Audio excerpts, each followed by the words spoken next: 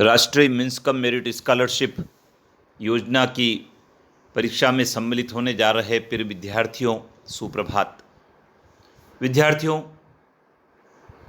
आपको पढ़ने के साथ साथ यदि छात्रवृत्ति भी मिल जाए तो आपकी पढ़ाई में बहुत बड़ा सहयोग हो सकता है।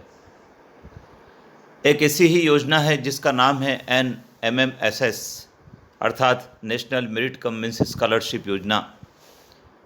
इस योजना के अंतर्गत आयोजित परीक्षा को उत्तीर्ण करके कोई भी विद्यार्थी कक्षा 9वीं से 12वीं तक प्रतिवर्ष 12,000 रुपये की छात्रवृत्ति प्राप्त कर सकता है।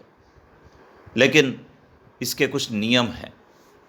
कौन विद्यार्थी सम्मिलित हो सकते हैं, कौन नहीं हो सकते हैं, इसके बारे में राज्य शिक्षा केंद्र ने नियमावली जारी की है, जिसको इस चैनल के पूर्व में भेजे गए वीडियो में बताया गया है।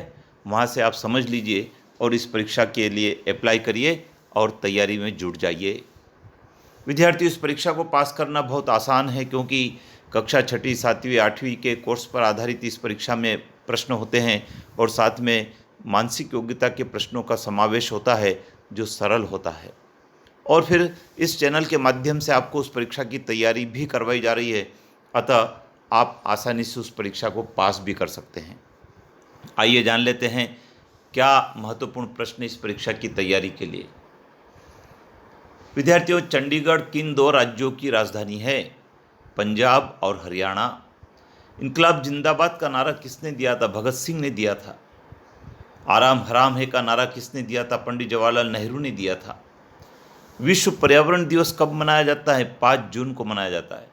करो या मरो का नारा किसने दिया था? महात्मा गांधी ने दिया था।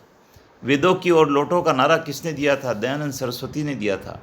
सती प्रथा का अंत किसने करवाया था? राजा राम मोहन राय ने करवाया था। भारत का नेपोलियन किसे कहा जाता है? समुद्रगुप्त को कहा जाता है। स्वामी विवेकानंद ने किस मिशन की स्थापना की थी? विद्यार्थियों, रामकृष्ण मिशन की स्थापना स्वामी विवेकानंद ने की थी। डॉक्टर अंबेडकर जयंती किस दिनांक को मनाते हैं? 14 अप्रैल को मनाते हैं। राज्यसभा का पदेन सभापति कौन होता है? उपराष्ट्रपति होते हैं।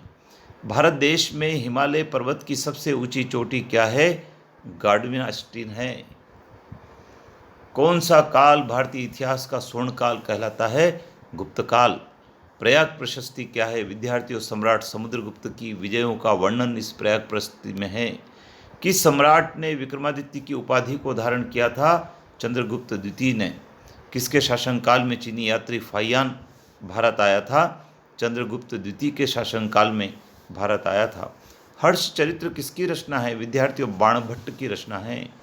संविधान के किस संशोधन के द्वारा पंचायती राज व्यवस्था एक कानून के रूप में भारत में लागू की गई?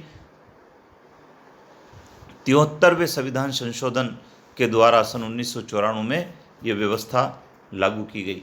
नगर निगम के अध्यक्ष को किस नाम से जाना जाता है? नगर निगम के अध्यक्ष को महापौर या मेयर के नाम से जाना जाता है। तो विद्यार्थियों, ये 20 प्रश्न थे जिसको आप कॉपी में नोट कर लें और इसको दोहराते रहें, जिससे कि परीक्षा में ये प्रश्न आने पर आपके सही हो सकें। विद्यार्थियों, सैकड़ों विद्यार्थी इस चैनल से जुड़कर इस परीक्षा की तैयारी कर रहे हैं। यदि आपने अभी भी सब्सक्राइब नहीं किया हो तो सब्सक्राइब कर लीजिए, बेल आइकन को प्रेस करें, लाइक करें, शेयर करें और अपने मित्रों को भी जोड़ें, जिससे कि वे भी परीक्षा में उत्तीर्ण होकर आपके साथ कदम से कदम मिलाकर चल सके।